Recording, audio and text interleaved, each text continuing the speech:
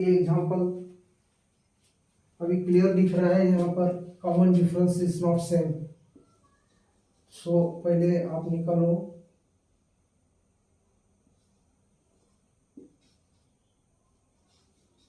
Common difference D. सो d1 आप निकालो a2 minus a1। a2 is given, that is 3, a1 is 1, that is 2, 3 minus 1 2,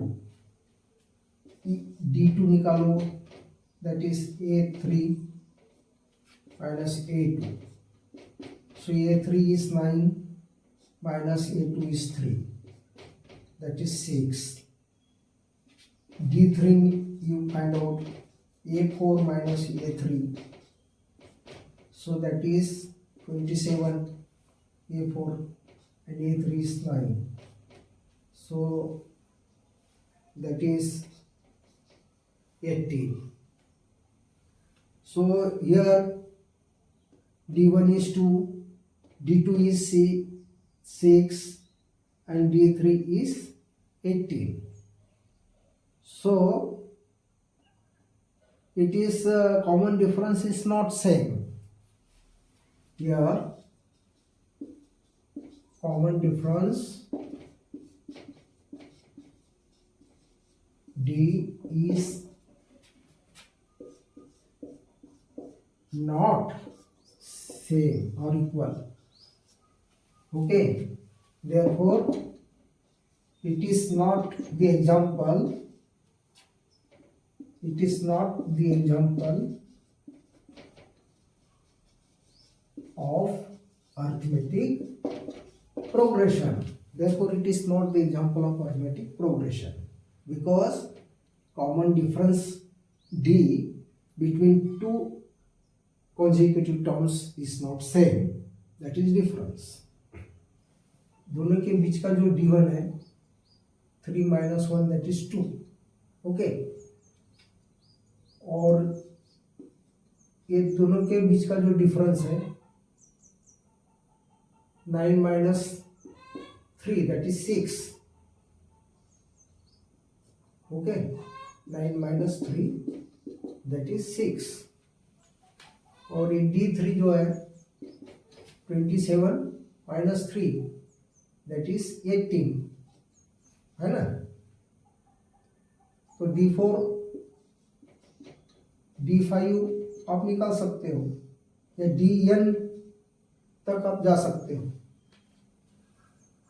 तो ये इनके आप रिलेशन बनाना है, ये फार्मूला बनाना है कैसा d1। अब d1 और d2 जो है इस इनका रिलेशन कैसा बनेगा। सो d2 6 है, 6 को आप लिख सकते हो 3 टाइम्स ऑफ d1, ऐसा लिख सकते हो 3 टाइम्स ऑफ फर्स्ट डिफरेंस है ना, 2 है ना, यानी 6 will be equal to 3 into 2। First जो डिफरेंस है 2, उसका 3 टाइम्स, इस प्रकार से आप लिख सकते हो उसको। ओके, ये रिलेशन बन गया, एक फार्मूला बन गया।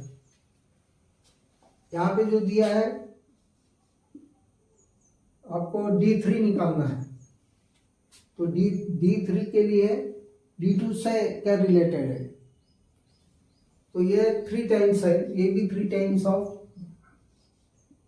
d2 है, यानी 3 टाइम्स ऑफ d2 कितना है 6, तो 6 3 18 आ रहा है d3, तो ये बन गया रिलेशन।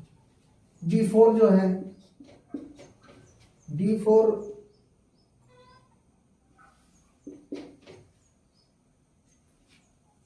यहाँ कैसा निकालोगे आप, तो अभी आपको d1 इस प्रकार से मिला, d3 इस प्रकार से मिला, यानी 3 इज कांस्टेंट देयर। अब दोनों में देखेंगे 3 इज कांस्टेंट, और ये जो d1 d2 है यहाँ पे d3 आ जाएगा, आया समझ में। तो ये जो है d3 आप ये लास्ट टर्म में यदि जोड़ देंगे ये फोर्थ टर्म जो है, ये फोर्थ टर्म में आप ये फिफ्थ टर्म यदि आपको निकालना है, फिफ्थ टर्म निकालना है तो ये 4 प्लस D4 ये आप जोड़ दीजिए, है ना।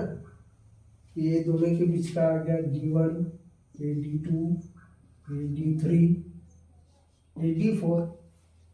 तो 27 में D4 जोड़ दीजिए, यानी D4 यानी D इंटू D3।